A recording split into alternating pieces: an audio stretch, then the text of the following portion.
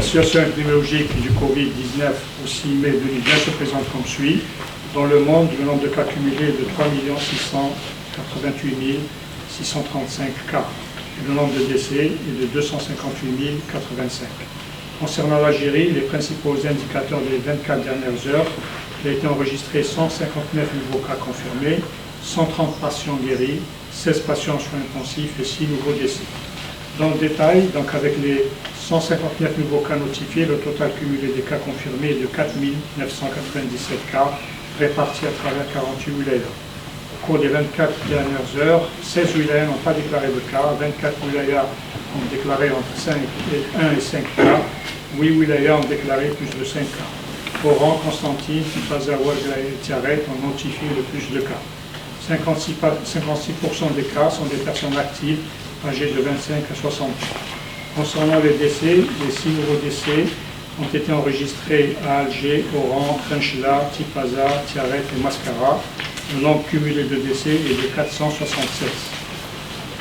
65,5% des patients décédés sont âgés de 65 ans et plus. 8298 patients ont bénéficié du traitement dans le cadre du protocole thérapeutique, dont 3390 cas confirmés au laboratoire, 4908 cas à l'imagerie médicale.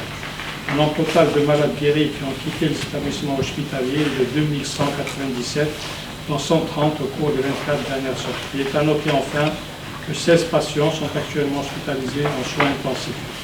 En conclusion, afin d'éviter la propagation de l'infection Covid-19, chaque citoyen doit s'informer et avoir des connaissances élémentaires sur la maladie, notamment ses symptômes, ses complications, ses modes de transmission et les mesures permettant d'éviter, notamment le respect des mesures de prévention générale, de distanciation et de confinement appliquées au quotidien.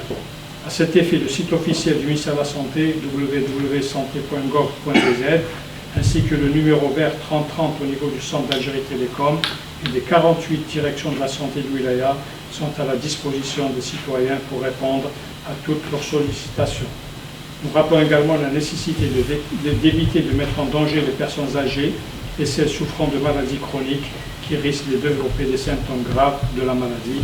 Je vous remercie de votre attention.